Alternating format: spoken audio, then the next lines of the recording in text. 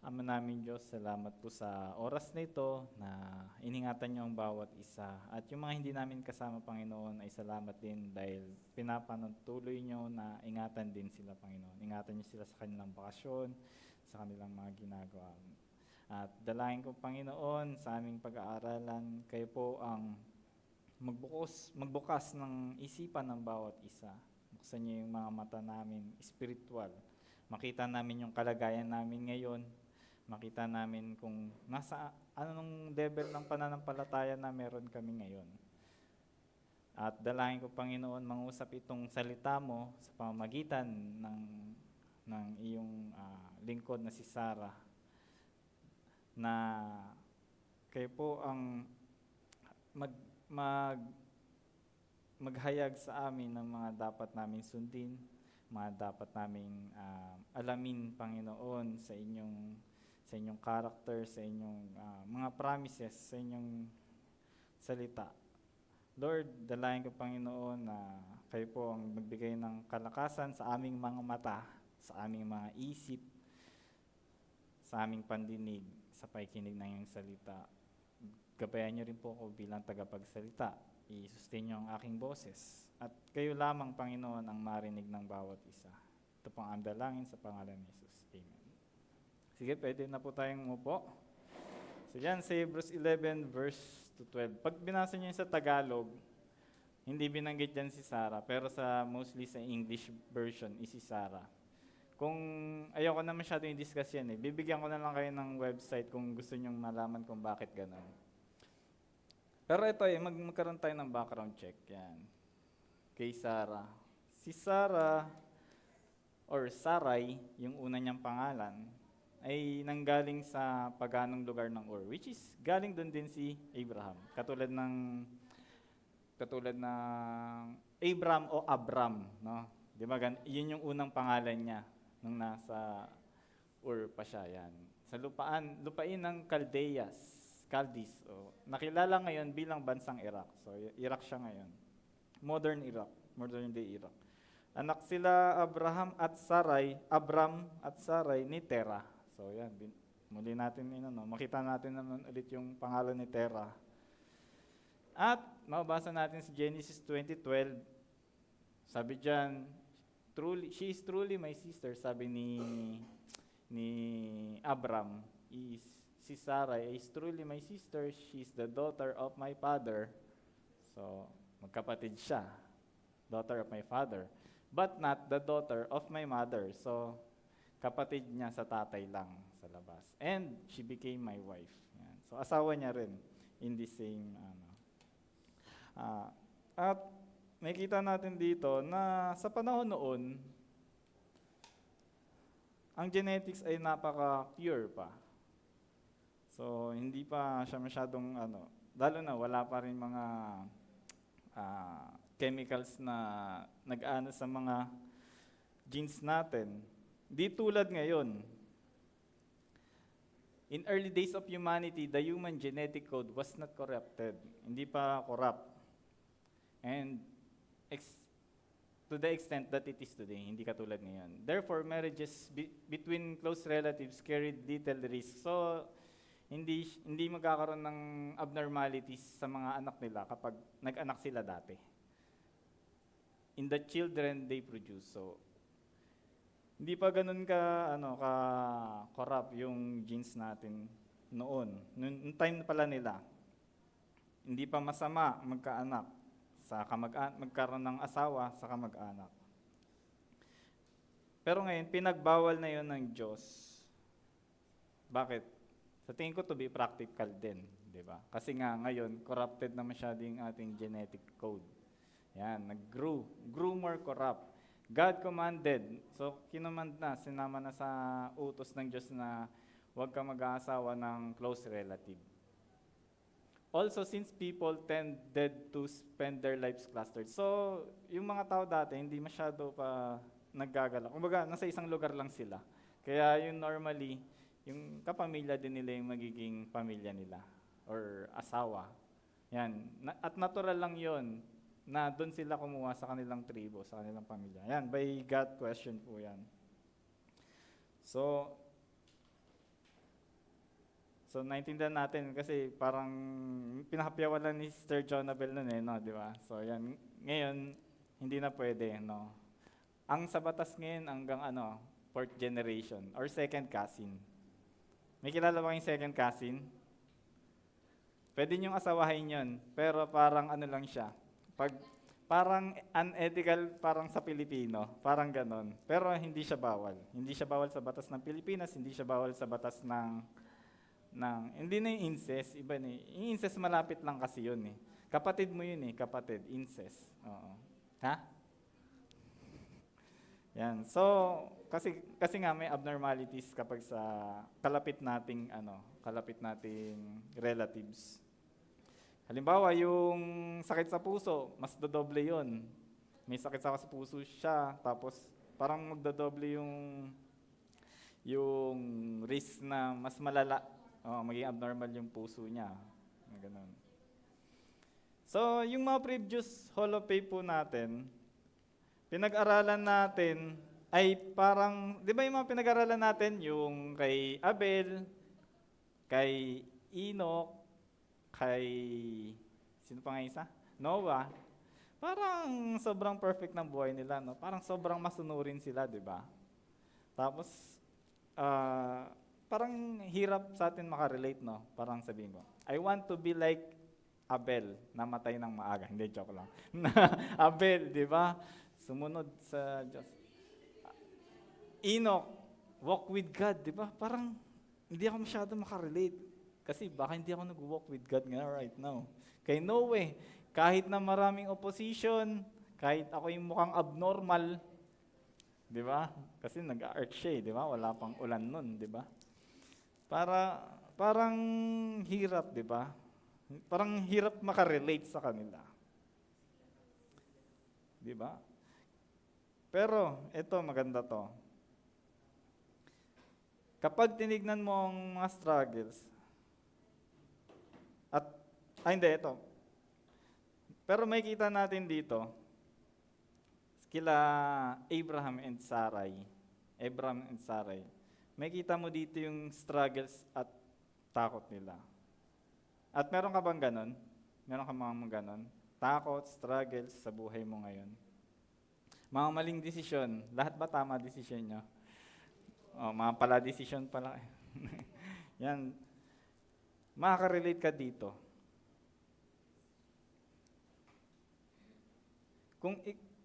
Kung pag-aaralan natin tong buhay nila Abraham, makaka-relate ka talaga sa mga naging struggles at kamalian nila. Yung pagdududa nila, yung confusion, di ba napahapyawan na ni Sister Jonabel yung bandang huli ng kay Abraham. Pero ito, pag kay Sarah, medyo papakita natin yung mga downfall ni Abraham. Kasi una, di ba, ang ganda ng niya di ba? He believed in God and dahil doon, nakita siya ng Diyos. Ang tawag dito? He became right with God, parang ganon. Pero makikita natin dito yung parang downfall nila, ni Abraham at maging ni Sarah. So, lahat tayo dito makaka-relate. So, walang dito, out of place.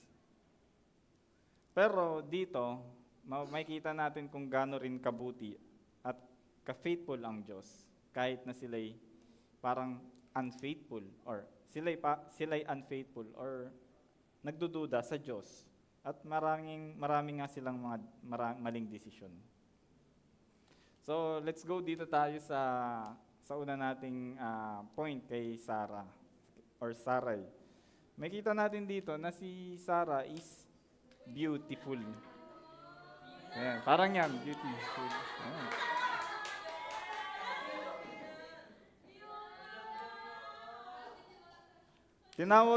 Tinawag ng Diyos si Abraham para umalis sa kanyang sinilangan at pumunta sa lugar na hindi niya alam, di ba? Galing siyang Ur, tapos pinapunta siya hindi niya alam na lugar. Si Sarah ay 65 years old nung umalis na. 65 na. Ay si si Abraham. Hindi, 75 si Abraham, no? Tama. 65 si Sarah. Nung umalis na. Sa pananampalataya ay pumunta sila sa promised land. Ngunit may dinaanan muna silang unang pagsubok. So makikita natin dito sa Genesis 12:10 to 20, yung pagsubok nila. At paano sila tutugon kaya dito? Paano sila magre-respond? Magkakaroon din kaya sila ng pananampalatayang katulad ng nauna sa Diyos? Katulad din nila Enoch, nila Noe. Magiging ganun rin kaya yung pagtugon nila sa pagsubok. Yan, basahin natin. Babasahin ko. Nagkaroon ng matinding tagutom sa lupain ng Kanaan. Kaya umalis doon sina Abram at naglakbay na patimog patungo sa lupain ng Ehipto. So may matinding tagutom, kaya umalis sila. Punta sila sa Egypt. So sa north, ibig sabihin yung Kanaan. Upang doon muna manirahan. So mag-i-stay muna sila doon. Nang malapit na sila sa hangganan, sinabi niya sa kanyang asawa, Saray, napakaganda mo. Kapag nakita ka ng Ehipsyo, sasabihin nilang, asawa kita at papatayin nila ako para makuha ka. Ang mabuti pa'y sabihin mong magkapatid tayo. Alang-alang sa iyo, hindi nila ako papatayin. Nang makapasok na si Abram sa Ehipto, napuna nga ng mga Ehipsyo na napakaganda ni Saray. So, titig na titig siguro sila kay Saray, no? Di ba? Nang nakita siya ng mga pinuno roon, ibinalita nila sa paraon kung gaano siya kaganda. Kaya't iniutos nitong kunin si Saray at dalhin sa palasyo. Yung kinuha nga kasi nga, hindi niya naman inintroduce bilang asawa di ba? Bilang kapatid lang. Kaya't si Abram ay pinatawag ng paraon at tinanong, bakit mo ito ginawa sa akin? Bakit hindi mo sinabing asawa mo siya? Ang sabi mo ay kapatid mo siya. Kaya naman kinuha ko siya para maging asawa. Ito na ang asawa mo. Kunin mo siya at umalis na kayo. Iniutos ng paraon sa kanyang mga tauhan. Ay, wala na pala dyan. Ayan. Kaya pala iniutos ng paraon sa kanyang mga tauhan na paalisin ang mag-asawa. Dalang lahat nilang ari-arian. So, ayan. Pinaalis sila. Dalang lahat ng nilang ari-arian. So, walang ginawa sa kanila. Nakarinig ka na ba ng ganito sa iba? Sino dito nakarinig ng ganito? Delikado yung ganda mo. Grabe. Yung ganda mo, dangerous yan. Meron ba? Meron? Meron bang ganon? Halimbawa, kung may GF ka, na sobrang ganda, tapos may kumursonada at tambastos. Halimbawa, boyfriend ka, di ba? Tapos, yung girlfriend mo, sa mga lalaki, sino may girlfriend dito? Ayan, si Fred. Si Arvin. Anong gagawin mo? Di ba?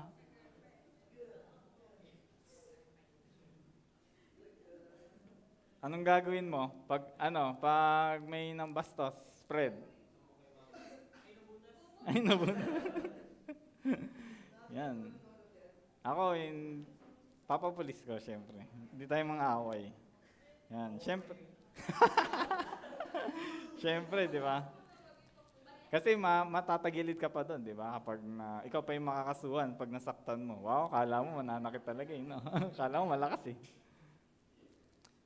Pero si Abram, wala siyang magawa.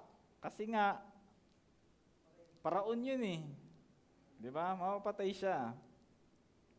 At ano kayang mukha ni Sarah para maging panganib sa buhay ni Abram? No? Ano kayang mukha?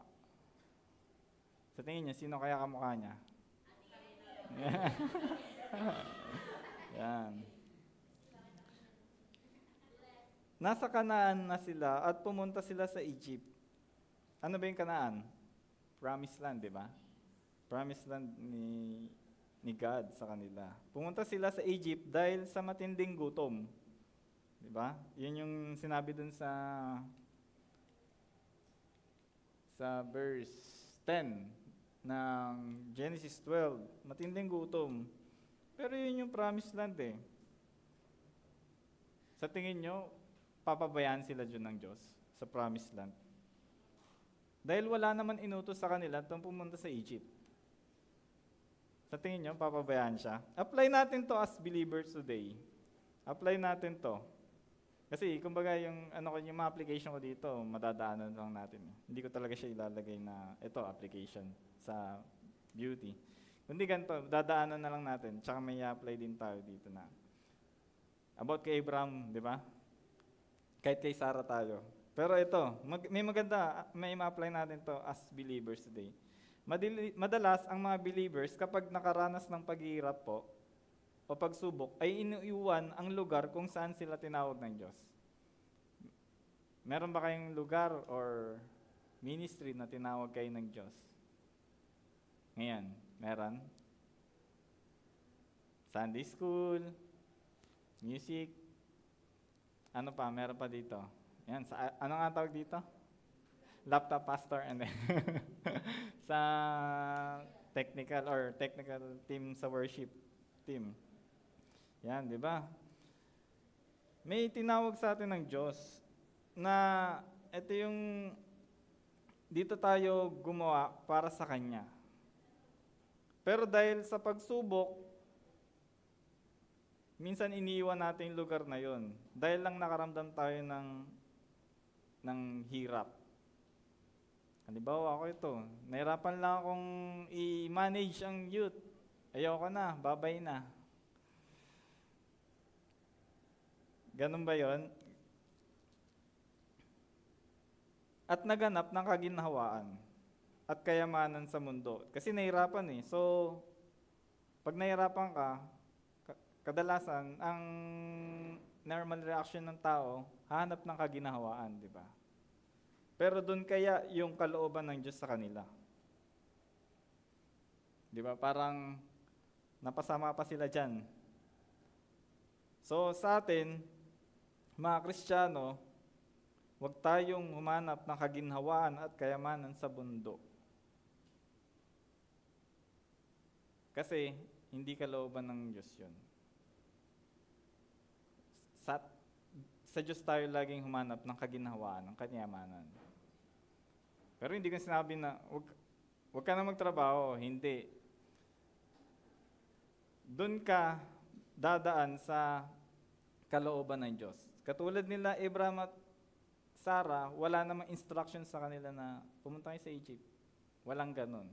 So, kapag may gagawin tayong mga desisyon, nasa pagsubok tayo, kailangan dudulog muna tayo sa Diyos kung yun ba talaga yung kalooban niya. Kasi maganda naman talaga humanap ng kaginhawaan at kasaganaan, pero hindi yung kahirapan dapat yung mag-drive sa'yo, kundi yung kalooban ng Diyos. Nagets niyo ba yun? So, hindi yung pagsubok o paghihirap sa'yo yung magre-redirect sa'yo. Nahirapan ako eh. Baka hindi ako dito. Parang sabi na saan ba mga ano dito? Yan, nag-aaral ako eh. Nahirapan ako sa tumugtog eh. Dahil sa schedule ko. Mag-quit na lang ako. Kasi nahirapan na ako. Pero hindi naman pala kalooban ng Diyos. Kasi once na umalis ka sa ministry, anong gagawin mo? Maganda, kung alis ka sa ministry, papasok ka sa isang ministry. Gets na? Hindi ka mawawalan ng ministry. Kuya, alis ako sa music ministry kasi mag-evangelist ako. Di ba? Maganda, di ba? Alis ka sa ministry para pumunta sa ibang ministry, hindi para dahil nahirapan ka. So, yan. So, ito yung unang maling desisyon ni Abraham, simula nung sumunod siya sa Diyos, papuntang lupang pangako. May kita natin na natakot si Abraham sa matinding tagutom na nakalimutan niya yung pangako ng Diyos sa kanya na magiging dakilang bansa siya. Nakalimutan niya na sabi sa kanya ng Diyos na magiging dakilang bansa ka. Ibig sabihin, kahit may tagutom doon, pagtatagumpayin si Abraham. Kasi nga, di ba, magiging bansa pa siya hindi pa siya nagiging bansa. Wala pa siyang anak, di ba? Hindi siya mamamatay. Kapag ang pananampalataya ay nawala, pati ang lakas ng loob ay mawawala rin, no? Pag yung pananampalataya mo nawala sa Diyos, mawala ka na rin ng confidence, no? So, kailangan, wag mawala yung ating pananampalataya sa Diyos. Hindi siya mapangibabawan ng kahirapan or mga sufferings. Kung ang pangako sa kanya ng Diyos ay magiging dakilang bansa, ibig sabihin parang bulletproof siya, di ba? Sasabihin sa'yo ni Lord na, halimbawa lang kunyari narinig nyo talaga yung boses ng Diyos, magiging pastor ka sa age ng 30 years old, 20 ka pa lang. Matagal pa, di ba? Ibig sabihin, hindi ka mamamatay hanggang 30. Testing mo. Kaso lang, hindi ko narinig yung boses ng Diyos. Halimbawa lang, di ba? Parang ganun yun, di ba? Parang bulletproof si Abraham. Na kahit may danger, hindi siya pababayaan ng Diyos. Kasi may pangako sa kanyang Diyos. Talagang nakipag-usap sa kanyang Diyos pag nabasa mo sa Biblia. Talagang harap-harapan yung nakipag-usap sa kanya. Hanggang wala pa siyang anak. Kasi kapag di nangyari yun, magiging sinungaling yung Diyos, di ba? Kapag hindi nangyari yung pangako niya. Tama. Diyos ang mapapahiya, di ba? At ang Diyos, hindi siya sinungaling. Ngunit tinanggal ni Abraham ang kanyang mata sa pangako. So, tinanggal niya yung mata sa pangako at sa Diyos.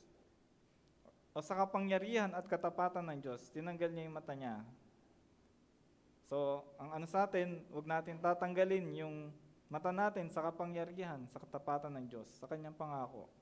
Lalo na sa ating salvation, no? Pangako niya na hindi ka niya iiwan, hindi ka pababayaan, di ba? Huwag mo tatanggalin din yung mata mo. At ang nakikita niya ay ang panganib ng tao. Kapag tinanggal mo yung mata mo doon, may kita mo na lang yung panganib. Panganib na mangyari sa'yo. Para bang patay na ako pag hindi ko nabigay yung napakaganda kong asawa, no? Or anumang parang threat sa kanya, di ba? Kagutuman, di ba? Yung may tagutom noon, di ba? Yung kanyang asawa. Nagsinungaling siya dito, no? Now, what does the human heart do when feeling pressured? So, anong ginagawa ng puso ng tao kapag nape-pressure? Siyempre, naghanap ng lulustan. Tama. At pag maglulusot ka, gagawa ka ng kahit anong plano para makalusot. Kasama na yung pagsisinungaling, di ba? Kaso lang, ang pagsisinungaling, dadagdagan mo ulit ng kasinungalingan. Kapag parang papalya yung kasinungalingan, di ba? So, mabumuhay ka na sa kasinungalingan ngayon. So, plano ni Abraham ay sabihin kapatid niya lang si Sarah. Sa verse 13, di ba? Diba? Nakita natin. Pabor yun kay Abraham, di ba? Okay yun kay Abraham, nakalusot ako. Kaso lang, paano naman si Sarah? Nakalimutan natin si Sarah. So makikita natin dyan na biktima si Sarah, no, ng kasinungaling ni Abraham. At nagsabi man si Abraham ng katotohanan, pero half-truth yun. So yung half-truth, sabi nila, may truth pa rin doon. Pero para sa akin, half-truth is a lie. Half-truth is still a lie. Hindi siya kompleto. Nilinlang nilang paraon. Ngunit buti na lang kahit hindi tapat si Abraham sa Diyos, 'di ba? Hindi niya nawala yung katapatan niya sa Diyos. Nawala yung pagtingin, yung mata niya sa kapangyarihan ng Diyos at sa katapatan ng Diyos. Pero ngunit tapat ang Diyos sa pangako niya. Ano yung pangako niya? Sabi dyan sa Genesis 12 verse 3, ang sayo'y magpapala ay aking pagpapalain. So, kapag pinagpala mo pala si Abraham, pagpapalain ka sa time na yan. Pero may ginagamit din to ng sa time daw din ngayon eh. Pero at sa iyo'y sumumpa ay aking susumpain. Sinabi ng Diyos ni Yahweh kay Abraham, susumpain niya rin daw yung sumusumpa sa inyo, may gagawa ng masama. Sa pamamagitan mo, lahat ng mga bansa sa daigdig ay aking pagpapalain. Sa pamamagitan ni Abraham. So yan yung pangako ng Diyos sa kanya. Binanggit sa kanya talaga yan ng Diyos, hindi lang yan panaginip. At siya'y nagbabantay kay Abraham kahit ganoon ang ginawa niya.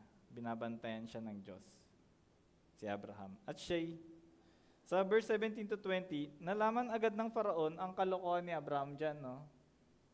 Nalaman agad kasi may epekto agad eh. Uy, nakaraan, ang lakas ko lang ang sarap lang ng ng buhay ko Tapos nung nangyari sa akin to, 'di ba parang yun agad pagsususpetsahan mo, parang yung kahapon kinain ko itlog, okay naman. Pero kanina kinain ko Tapos namamay yung pakiramdam, di ba? Parang nagbago yung di ba? Kaya nalaman niya kung ano yung difference noon, kung may ginawa ba siyang masama or may kinain ba, katulad ng may kinain ba akong masama, ganon. Nalaman agad ni Paraon dahil sa sakit ng kanilang naranasan sa verse 17 to 20. At para bang tinuruan pa ni Paraon na mali yung ginawa nila Abraham, no? Siya pa yung nagturo ng, mali yan Abraham, ba't ka sinabi yan? Di ba? Parang ganon. Ba't mo sinabing kapatid mo lang siya, hindi mo siyang sinabing asawa mo siya. Kaya ito yung natin dyan. Kung ang mundo na ang nagtuturo sa atin ng mga Christians tungkol sa moralidad at kung ano ang tama, ay mukhang may mali na talaga sa atin. Kapag yung mundo or pag hindi na ikaw yung nagsasabi na mali yan, ang mundo na yung nagsasabi na mali yung bagay na yan, at Christian ka, mukhang may mali talaga sa'yo. Christian dapat ang example ng pagiging tama, especially sa moralidad. No, so sa atin, dapat hindi siya maging issue kung ano yung tama o mali morally. Kasi kapag once na hindi na Kristiyano yung nagsabi sa'yo, mali yan Tapos sasabihin pa sa'yo, Christian ka pa naman. Di ba? Parang sakit, no? Parang ang nagpapakita pa dito, si Paraon ay si Paraon ang may takot sa Diyos at si Abraham hindi. Di ba? Kasi alam niya may kasalanan siyang nagawa naramdaman niya yung effect, di ba? So, sana tayo. So, di ko tuloy makalimutan nung bata ako, no? Sinaway ako ng pastor na bakit ako pa daw nagpapasimuno ng kakulitan, no? Na anak ng pastor, no? Sabi, hindi ko makalimutan yun. Sabi ko, parang bigla akong nahiya dun eh. May mga ganun ba kayong moments? Yung mga parang nahiya kayo, tapos hindi nyo na makalimutan entire life nyo. Parang ganun. Ngunit about kay Sarah, yung ating highlight, di ba? Parang puro kay Abraham yung tinutukoy natin. Pero ito, beauty, di ba? Ano makikita natin dito? Kay Sarah dito, sa panahon na ito. Makikita natin dito, si Sarah, kahit mali na yung ginawa ni Abraham sa kanya, ang one word na makikita natin dito is submissive. Pinreach na ito ni Ate Carla eh. Narinig niya ba yung preach niya yan? Hindi pa. Yung iba hindi. So ito yan. Yan yung verse natin na sa halip pagyamanin ninyo ang kagandahang nakatago sa puso, ang kagandahang walang kupas na likha ng maamo at mapayapang diwa na lubhang mahalaga sa paningin ng Diyos. Yan ang nagpapagandang ginawa noong unang panahon ng mga babaeng banal na umaasa sa Diyos. At sila'y nagpasakop sa kanilang mga asawa. Ayan, katulad ni Sarah. Nagpasakop siya, sinunod niya, tinawag na Panginoon ang asawa niya si Abraham. Kayo rin ay mapabilang sa kanyang mga anak. Kung matuwid ang inyong mga gawa at kung wala kayong anumang kinatatakutan. So makikita natin dyan na sumunod si Sarah. Pero hindi ko naman sinasabi na sumunod kayo sa someone in authority na kapag inutusan ka ng gumawa ng mali, susunod kayo. Hindi naman sinasabing ganon. Kumbaga may kita natin dito yung parang extreme submissiveness ni Sarah, no? Pero wag niyo gagawin yung may pinapagawa sa inyo masama, wag niyo gawin. Pero parang yun yung ma-highlight mo dito eh. Pwedeng gamitin ni Sarah yung ganda niya para mapasunod si Abraham, di ba? Sabihin niya, sige, wala ka ng magandang asawa kung aalis tayo dito sa Ur. Comfortable na ako dito eh. Sabihin niya, maganda akong asawa. Sige, sundin mo yung Diyos mo, kaso lang wala ka ng magandang asawa. Di ba? Hindi niya ginamit yun, di ba? Naging masunurin siya. Hindi siya naging parang feeling entitled, di ba? Alam niyo yung ano na yan? Ang kagandahan ni Sarah hindi lang panlabas, kundi panloob.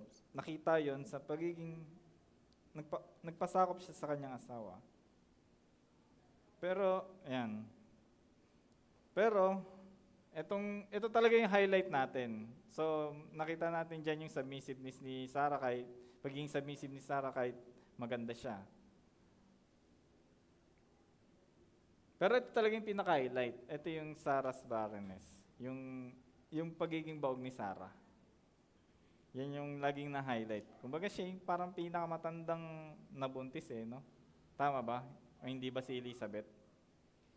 Hindi ko na-research yan eh. Ngayon ko lang naisip eh, sino ba yung pinakamatandang nabuntis? Kumbaga, entirely walang anak, tas biglang nabuntis. Hindi ko na-search, pero parang siya eh. Itama nyo na lang ako. Chat nyo doon. Kuya, mali ka. Ito yung pinamatandang nabuntis. Mabasa natin dito, hindi magkaanak si Sarah na asawa ni Abraham.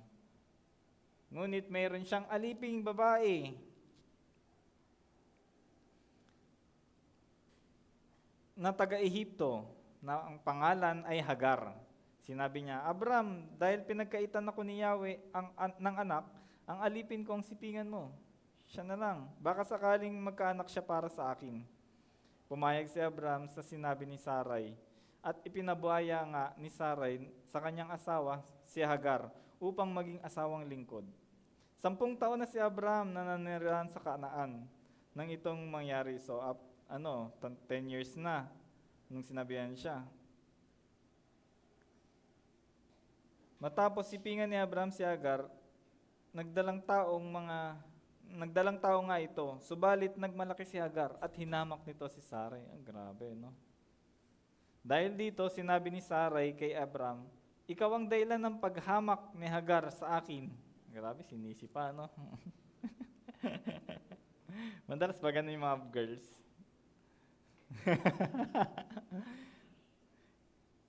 Alam mong ako ang nagkaloob sa'yo ng alipin kong ito. Bakit niya ako hinahamak ngayon? Ngayon siya'y nagdadalang tao. Si Yahweh na ang humatol kung sino sa atin ang tama. Sinama niya pa si Yahweh. Sinong tama, no? Pero di ba nagpangako ng Diyos na paparamihin ang lahi ni Abraham? At parang siguro feeling ni Abraham, kasama ba ako sa pangakong yun? Di ba, no? Kasi bakit Abraham lang nakipag-usap eh. Kasama kaya ako? Parang sabi siguro ni Sarai, no? Dahil after 10 years, wala pa rin eh. Nasa Kanaan sila, after 10 years, wala pa rin. At ang pagiging bawag po nun ay big deal. Pero big deal pa rin naman ngayon eh, no?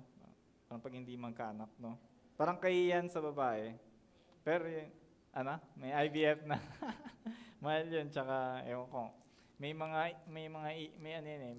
kumbaga, pinagdedebatehan kung yung IVF pa is, kasi nga parang outside of natural God's, ang tawag dito, procedure o design. Diba? Ngunit, nangako ang Diyos na paparami ng lahi ni Abraham. Si Sarah ay 75 years old na. So, sa chapter 16 sa Genesis. Hindi gaano na-highlight sa buhay ni Sarah yung kanyang kagandahan sa Biblia. Ngunit ang pinaka napansin talaga ay yung kanyang barrenness o pagiging bahog. So, sa unang binanggit si Sarah no, sa Genesis 11, pagkatapos na sabihin na siya ay asawa ni Abraham, ay agad ding sinabing siya ay bahog. Sabi doon, si Sarah, asawa ni Abraham, at siya ay bahog. Parang pangit, no? Pagiging bahog agad yung sinabi. Parang sabihin, si Yenny, asawa ni Micah, baog. Oh. Halimbawa lang yun. Di pa natin sure. Parang ako, si Micah, anak ng pastor, payat at maitim. Nalalagay sa Bible. Di ba, parang ganun. Parang pangit, no? Pero ang pagiging baog, ito. At sa panahon nga nila, iniisip ng iba na sinumpa ka ng Diyos. Yung iba, sinasabi na pag hindi ka nagkaanak, sinumpa ka ng Diyos. Yung babae ba? Pero makikita natin sa Bible na maraming mga babaeng baog. Tulad ni na Rebecca and Isaac, di ba? 20 years na infertile. Pero, Lord enable. So, Diyos pa lang nag-enable, no? Para sa kapanganakan. To give birth. Rachel and Jacob. Yan. Si Leah, nagkaanak sila ng 6, pero hindi magkaroon, daughter pala, at 6 na son at 1 daughter. Pero si Rachel, hindi magkaanak. So yan. Pero, nagkaanak siya na isang prominenteng anak na si Joseph, di ba? Pinaka-importante sa pagka-survive nila, no? At si Manoah's wife, yung nanay ni Samson, di ba? Naging judge, isa sa judge na pinaka-highlight din, no? Isang kilalang judge din na nag-deliver sa Israel or sa mga Israelita sa Philistines. Ito pa. Hannah Elkanah, yan. Si Hannah, yung nanay ni Samuel, di ba? Prophet Samuel. Yan. Kilala din si Prophet Samuel. And then si Elizabeth and Zacharias. Si John the Baptizer. Or John the Baptist ba? John the Baptizer o John the Baptist? John the Baptist kasi Baptist tayo, no? Sige. Ano ba yung parang similarities nila? Yung mga babae na yan. Similarities nila is mga godly women sila. Naniniwala sila sa Diyos at nanampalataya sila sa Diyos. That sila ay nagantay ng matagal na panahon, pangalawa, para bigyan ng Diyos ng kakayahan. At sa uli, kapag binigyan sila ng Diyos na anak, yung anak nila, yun yung mga sikat sa Bible, no? Mga kilala sa Bible.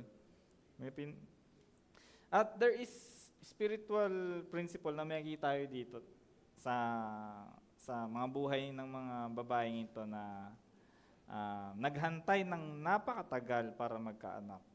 At na talagang nanalangin, nanampalataya sa Diyos. Ito yung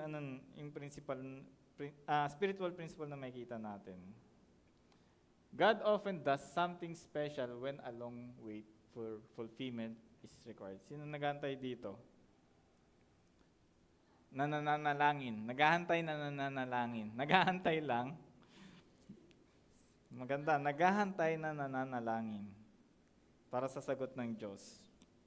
Dahil kapag naghahantay ka lang, walang panalangin, parang sinasabi mo na yung walang magagawa ang Diyos. Pero kapag naghahantay ka na nananalangin, ang nasa isip mo ay yung siya lang makakagawa ng bagay na iyon. No? Kumbaga, siya lang makakasagot nun. Hindi yung sarili mong lakas, hindi yung sarili mong kakayahan.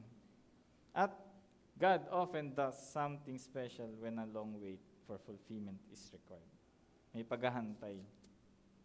Ngayon, bumalik tayo sa kwento ni Sarah at Abraham. 10 taon na nakalipas pero wala pa rin nangyayari. Bukod sa tumanda na sila. Yun lang ang dinagdag. Walang supling. Marahil na sabi ni Sarah sa kanyang sarili, yun, kasama ba ako sa promise na magiging bansa si Abraham? Baka hindi ako yun. Baka ibang babae pala. Kaya gumawa siya ng paraan. Si Hagar, di ba? Gumawa siya ng sarili niyang paraan. At makikita natin dito, no, na sobra siguro yung tindi ng pagdududa ni Sarah para gawin yun, no? Nagdududa na siya. Kasi nga, 10 years. Paranoid ba yung mga girls? Totoo bang paranoid ang mga girls? Paranoid? May pagka-paranoid. Parang nasa ano ata niya yun eh, no? Yung ba yung pinoproduce ng estrogen, paranoidism? Joke lang. Pero yan, madalas natin makita yan. Pero hindi naman exception ng lalaki diyan. May paranoid din ng lalaki. Grabe, baka sabihin niya, no ko ha. Tawag diyan, misogynism. Hindi, may mga ano rin. Pero yun, gumawa sila ng paraan. Napaisip din siguro si Abraham, oo nga, baka hindi si Sarah yun. Di kasi kompleto sinabi ni Lord eh.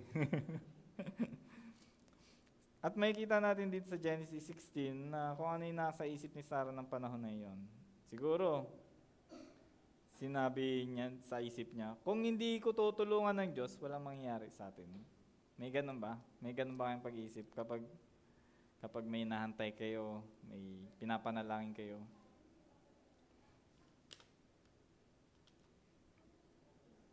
Kung hindi natin tutulungan ng Diyos, walang mangyayari sa atin. Katulad ng ginawa ni Abraham sa Egypt para humanap ng tulong sa tagutom. Di ba? Pumunta sila sa Egypt dahil nakaranas sila ng tagutom. Pumunta sila sa south. Si Sarah naman ay naghanap ng tulong kay Hagar na Egyptian din. Makita natin doon, no? Si Abraham humingi ng tulong sa Egypt. Si Hagar naman tumulong sa isang Egyptian maid para magkaanak. So, ang application natin dito, ang tanong natin dito, kanino ka lagi humanap ng tulong? Punta ka Egypt, no? Yeah. Dapat kay Lord. Anong resulta ng pagsubok?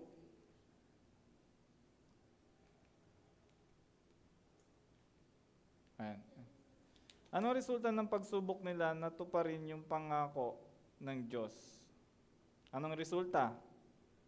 Ishmael, di ba? Nagkaanak sila Ishmael. At nagkaroon nga ng pag-aaway sa kanilang tahanan. Dahil nga, di ba? Parang, ang tawag dito? Hinahamak siya ni Hagar dahil wala siyang anak. At hanggang ngayon ay nararanasan pa rin natin yung away ng lahi ni Isaac at Ishmael. Dahil dun sa maling ginawa nila, hanggang ngayon may epekto pa rin yun.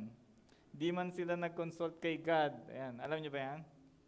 Yung conflict sa mga Arab countries, specifically sa Iran, with Israel. Hindi pa rin yung resulta ay hanggang ngayon na naranasan natin. Hindi man sila nag-consult kay God at ginawa yung plano nila, marahil nasa isip din nila na masama yung gagawin nila.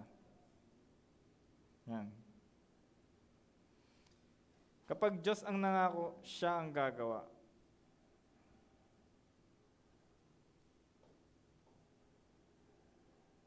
Yan. Kapag Diyos ang kapag Diyos ang nangako sa atin, siya rin ang gagawa ng kanyang pinangako. Hindi niya kailangan ng tulong natin. May papagawa siya sa atin, pero hindi niya kailangan ng tulong natin. May papagawa siya sa ating kalooban niya, pero hindi tayo yung parang maggagawa ng sarili nating diskarte. Lalo na yung diskarte mo ay hindi galing sa Diyos. Tama? Hindi lahat ng diskarte maganda eh. Marahil may diskarte kang naisip, pero dapat i-check mo muna sa salita ng Diyos bago mo gawin. Di ba? Ganun na yung natin ngayon. Naniniwala ko binibigyan naman tayo ng Diyos ng karunungan eh. Di ba? Binibigyan ka ng Diyos ng kagalingan na dumiskarte. Pero yung diskarte dapat align sa word ng Diyos. Align sa mga utos niya. ayon sa kalooban niya. So yun yung tamang diskarte, is yung diskarteng nanggagaling sa Diyos. So yun yung ilagay niya. Ang tamang diskarte ay yung diskarteng nanggagaling sa Diyos. Baka kasi may masabi akong ilagay ni Nero na ano eh. Ano nga yun? Basta yan.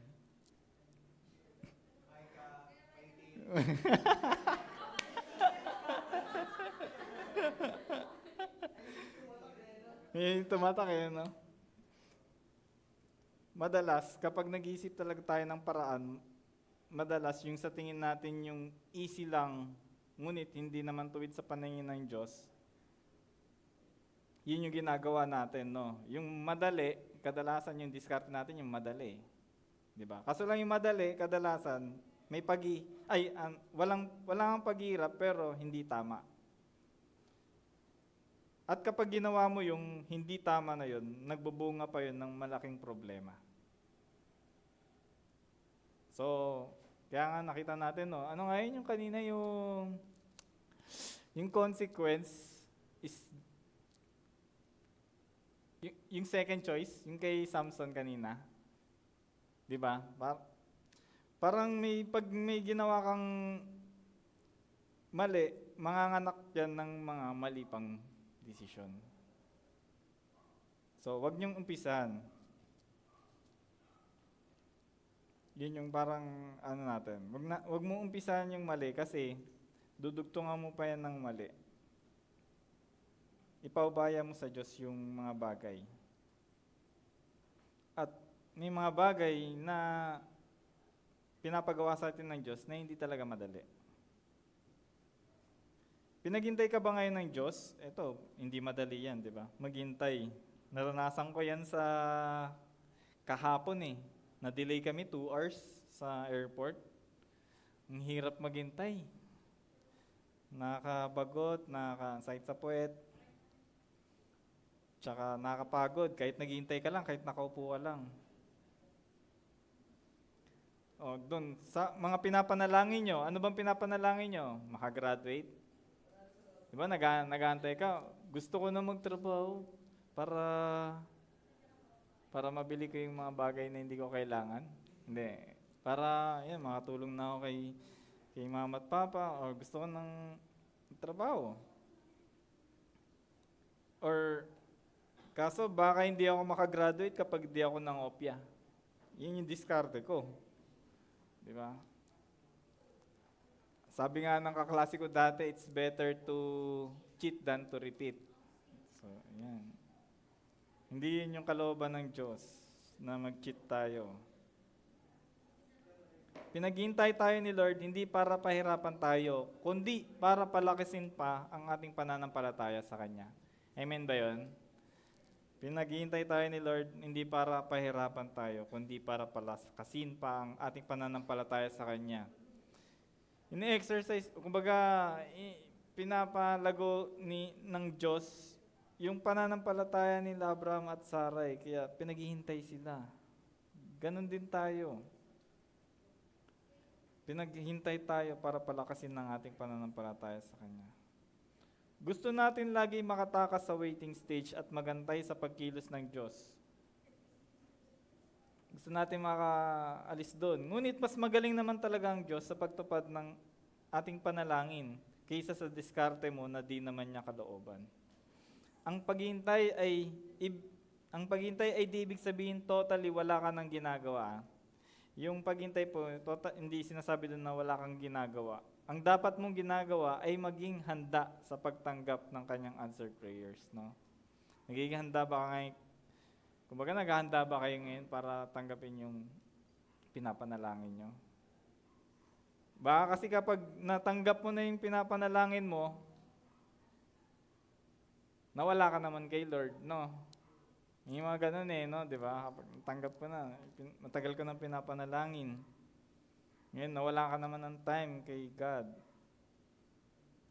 O, sino dito na nagpe-pray na magkaroon ng godly, kind, responsible, patient, unselfish partner in life? Sino dito nagpe-pray? Sino nagpe-pray? Girls, meron? Boys? Nagpe-pray ba kayo para sa future partner in life nyo?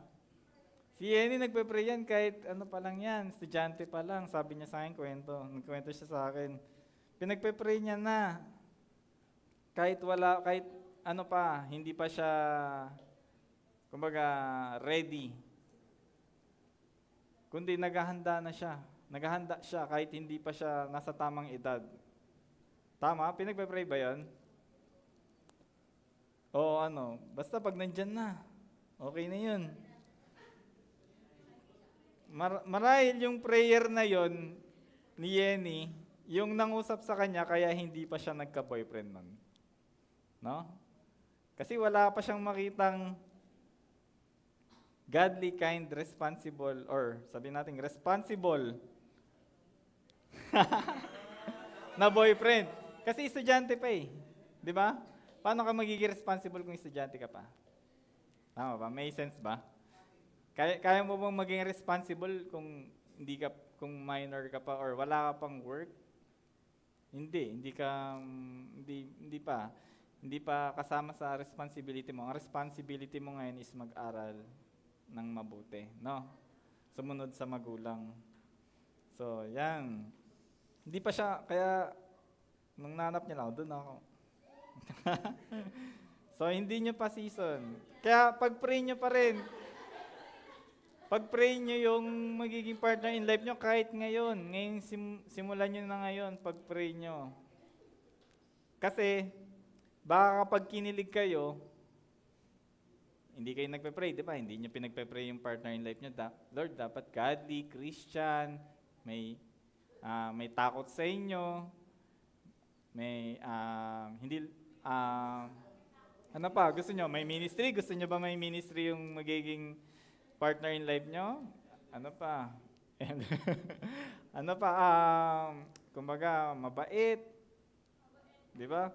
Kasi kapag pinipray mo, malalaman mo yung red flags, di ba? Pero kapag hindi mo pinagpe-pray, kikiligin ka, magagapuan ka, magagandahan ka, yung mga red flags, wala na. Hindi mo na makikita. Lord, siya na. Kasi hindi mo pinagpe-pray. Yung specific ba? Specific. Dapat specific. Ngayon, dahil hindi mo pinagpe-pray, wala na. Nakita mo na lang yung mukha, yung ganda, yung kilig. Yan na. Siya na yung Lord. So yan, kailangan ipag-pray mo habang naghihintay ka. Tama? Naghihintay? Hindi na mapaghintay. Maghintay ka, hindi mo pa season. Ang Christian life ay hindi passive po. Maraming pinapagawa sa atin ng Diyos tulad ng paghahanda. At sa bawat paggawa natin ay dapat nanggagaling sa pagtitiwala natin sa Diyos. So yung paggawa natin maging yung paggawa natin ay nanggagaling dapat sa pagtitiwala natin sa Diyos. Bakit ka naghahanda? Kasi nagtitiwala ka sa Kanya na darating yun. At hindi sa ating sarili. Makikita natin sa plano ni Abraham at ni Sarah ay wala doon ng Diyos. Diba? Kinonsult ba nila ang Diyos? Lord, pwede ba namin si Sarah na lang, si Hagar na lang yung yung nasa plano niyo. Baka yun yung plano niyo, Lord. Wala akong magagawa na ganun.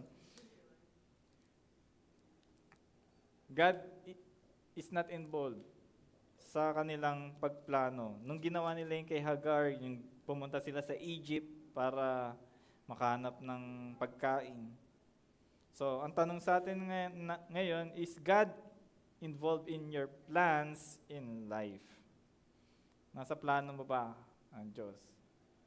O yung gusto ko lang, tsaka yung kung ano yung madaling daan, paraan, kung ano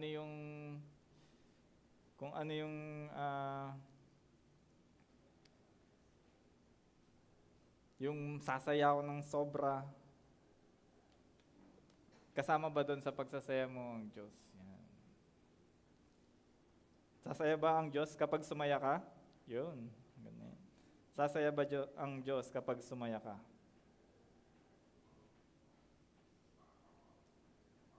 Si Sarah at Hagar ay parang grace and law.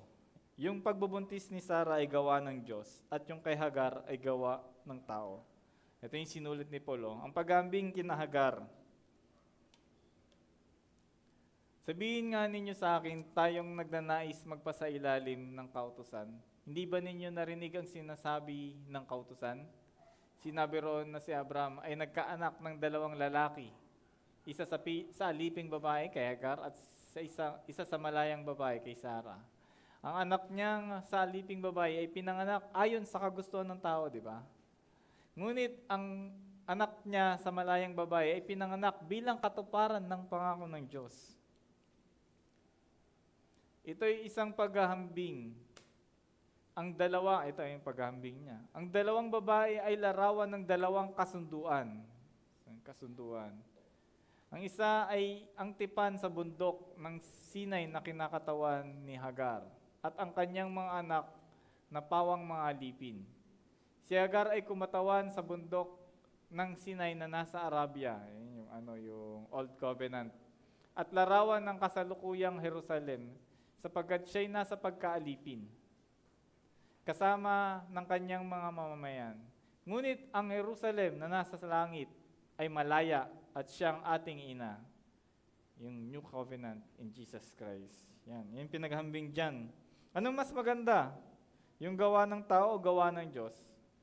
Sa kaligtasan. Di ba? Yung gawa ng Diyos, syempre.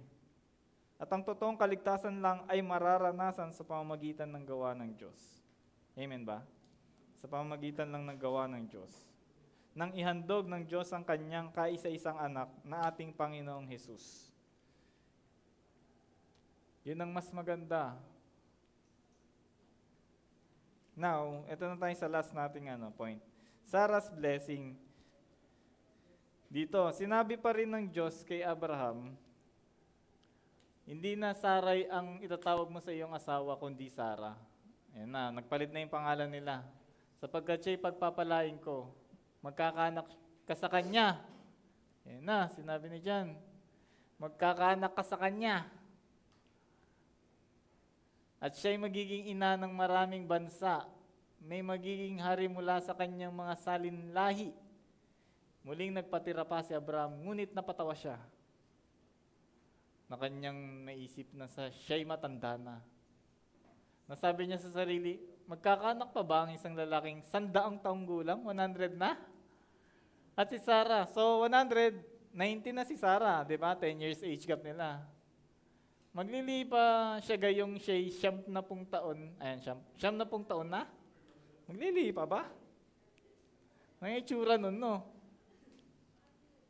Ito yung itsura nun. Makikita, nag-cravings sa makikita natin dito, yung pagiging tao ni Abraham at ni Sarah, no? Makikita natin dito sa verse na to.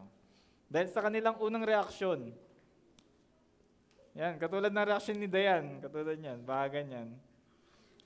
Pero ang higit pa roon ay makikita natin ang pagpapala ng Diyos at katuparan ng pangako niya. After 14 years or 15 years, yan. At sa time na to, si Ishmael is 14 years old na or 15. At sa taong nag-iisip ay walang ng pag-asa. Kung siyempre, pag logical ka, di ba? Wala nang pag-asa yan. Pero nagpakita na naman ng Diyos. Sabi dyan, no? Si Sarah daw, siya yung magiging anak, siya yung magiging ina. Nakita natin dito, nagbago yung pangalan ni Sarah, naging Sarai, naging Sarah na. Yung Sarai means princess. My princess. So, ang ganda pala ng Sarai, no? My princess. Okay din pala. Parang, sabi ni Abraham, my princess. Di ba? Mother.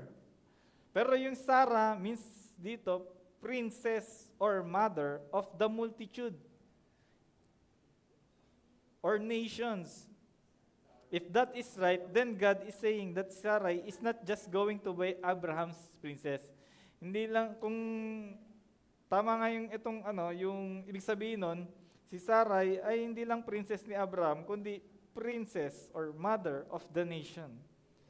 Princess of the multitude. she would have descendants, anak at apo. Magkakaroon siya ng apo, anak. May iba't ibang opinion sa tawa ni Abraham. Di ba tumawa si Abraham? Parang natawa siya.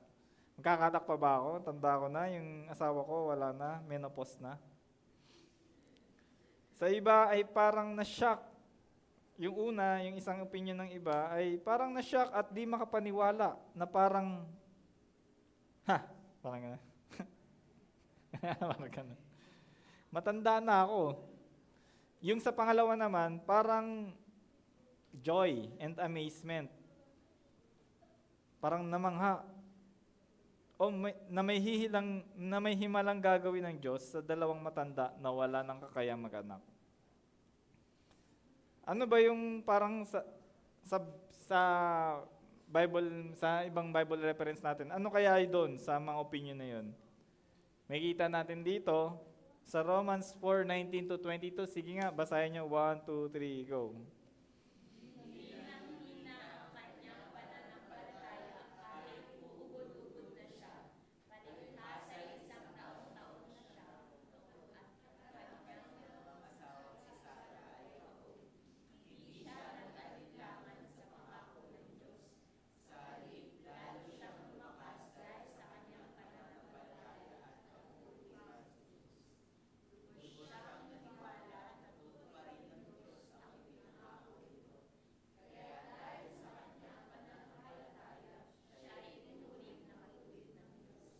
Yan, no, 'di ba? So, yung number 2, no, na opinion, yung malapit dito. Kung ano yung maging pagtawa ni Abraham. Hindi nang hina kanyang pananampalataya kahit matanda na siya. At hindi lang naman si Abraham yung tumawa, 'di ba? May isa pang ikaw pa. Sa Genesis 18:9-15, lihim natatawa si Sarah at nagwika sa sarili, ngayon ako'y matanda na, pati ang aking asawa, masisiyan pa kaya ako sa pagtalik?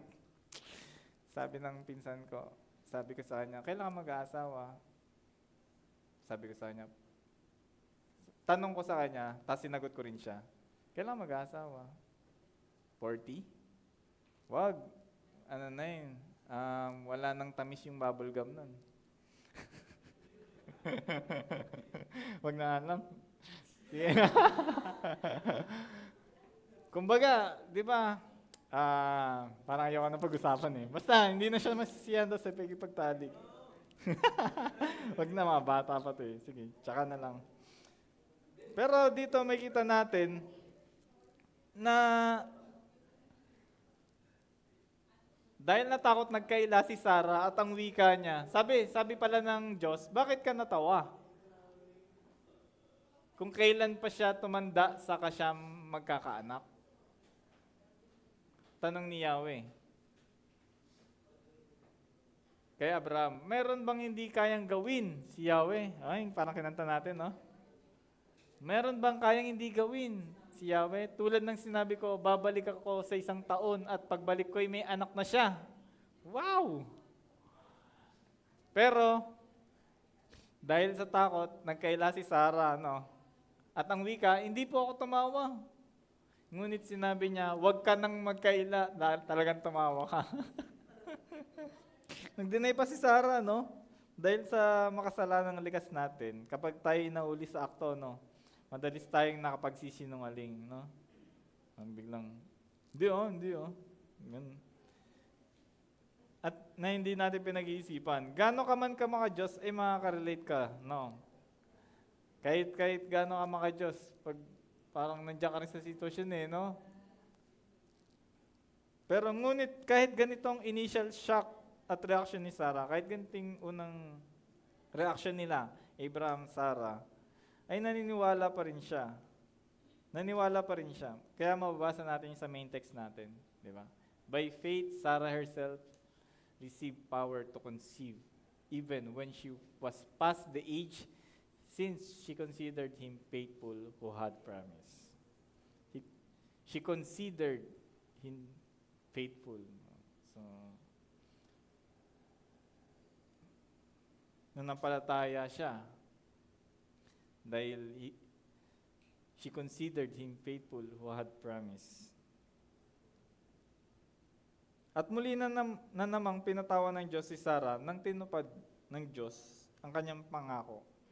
Pero hindi na ito yung tawang pagdududa or parang tawang walang pananampalataya. Iba ng tawa ni Sarah dito. Sinabi ni Sarah, nakakatawa ang ginawa ito sa akin ng Diyos at sino mang makarinig nito ay tiyak na matatawa rin. Kasi nagbuntis siya. Nangyari yung sinabi ni Yahweh sa kanila na mangyari. Yung pinangako ni Yahweh sa kanila, nangyari. Kaya iba na yung tawa ni kundi joy na. Hindi na laughing laughing na parang walang faith, kundi joy. Kasi makakita ka ng buntis na matanda. Meron na ba kayo nakita ng buntis na Nakikita ko lang sa mga video eh. Isang babaeng gantong years old na, nanganak. Pero yung talaga nakita ko, kaya dito, makikita natin dito, ay the name of the child as instructed by God is Isaac, which means he loved. Ang pangalan ng kanilang anak ay para bang pag-alala sa kanila na natawa sila sa pangako ng Panginoon nung una, ngunit ang pagtawa nila ay ginawang ligaya ng Diyos. Nakamanghang makita si Sarah na 19 years old, ngunit hindi mukhang matanda. Dahil sa kaligayahan. Di ba kapag maligaya ka, nagmumukha kang bata. Dahil yung kaligayahan ay dinulot ng pagtupad ng Diyos sa kanyang pangako. At ang blessings ay kanilang natanggap. Yan, napakasaya nila. Now, sa conclusion natin, ito yung pwede nating mga points na mauwi or ma-take away. We are like Sarah in that we are spiritual barren. Tayo'y baog. Katulad ni Sarah, spiritually, without the Lord. Amen ba? Without the Lord, baog din tayo. We can produce. Hindi natin kaya mag-produce ng sarili lang natin. We can produce a single thing to save ourselves. Hindi natin maliligtas yung sarili natin sa anumang gawin nating mabuti. Kundi, ang gawa lang ng Diyos, ang meron para makapagligtas sa atin. We only have Ishmael. Meron lang tayong mga wrong decision. Ang meron tayo ay hindi kaligtasan, meron tayo kasalanan. At ang kaligtasan ay sa Diyos lamang. And even as Christians, we can produce without Him. What we can produce without Him? Jesus said it Himself, without me, you can do nothing. But sabi nga ni Manny Pacquiao, naalala ko na naman, ano ibig sabihin daw ng Christian? Christ, I-A-N. Without Christ, I am nothing. Di ba yung I-A-N? I am nothing. Okay na. Pero yun nga, but we have that joy that Sarah had knowing that one we have come into relationship with gives hope to the hopeless. Binigyan tayo ng pag-asa, tayong mga walang pag-asa. Binigyan tayo ng Diyos, which is Jesus Christ, yung kaisa-isang anak niya, para bigyan ng pag-asa.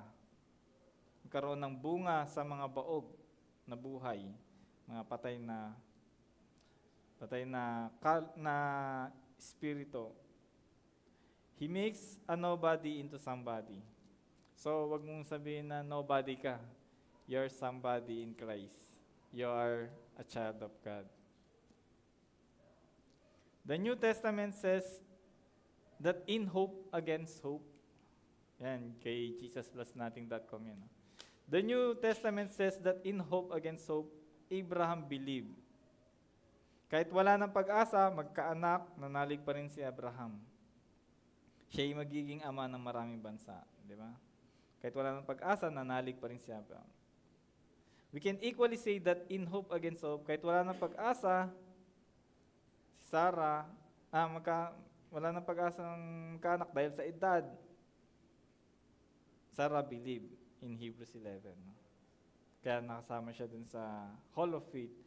Naturally speaking, there was no hope. In God, there is always hope. Despite all the confusion and some missteps, faith and hope in God prevailed. So yun pa rin, kahit may pagkakamali si Sarah ay Abraham, hindi nahadlangan ng pagkakamali ni Abraham, ni Sarah, yung pangako ng Diyos. No? So, walang makakahadlang sa pag-ibig ng Diyos sa atin. No? Kasalanan mo, kayang patawarin niya ng Diyos. Kayang patawarin yan sa pamamagitan ng dugo ni Jesucristo. And now, meron tayong mga group questions. So medyo pwede nyong baguhin or pwede kayong gumawa ng sarili ninyong group guide application questions or encouragements. Ito lang, meron na ako naisip dito. Ito yung sa beauty. May mga bagay ba, katangian kang ginagamit para hindi magpasakop sa nasa otoridad? Anyone na nasa otoridad, may mga bagay ka ba? Halimbawa, magaling ako sa ganito eh. Pag nawala ako, wala nang kwenta yan sila. Ganon ka ba? Na ginagamit mo para hindi ka magpasakop? Kanino ka kaagad humingi ng tulong sa oras ng pangangailangan? Kasama ba sa plano mo si God? So, blessing, share mo naman yung mga natanggap mong blessing na kahit sa una ay nag-doubt. May mga ganun ba kayong istorya? Una, nag-doubt ka. Pero binigay ng Diyos sa'yo kasi yun yung kalooban niya. Yan, share niyo yan. At tayo po tayong lahat at tayo manalangin. Ama naming Diyos, salamat po sa salita mo, Panginoon, na nagbibigay ng pag-asa.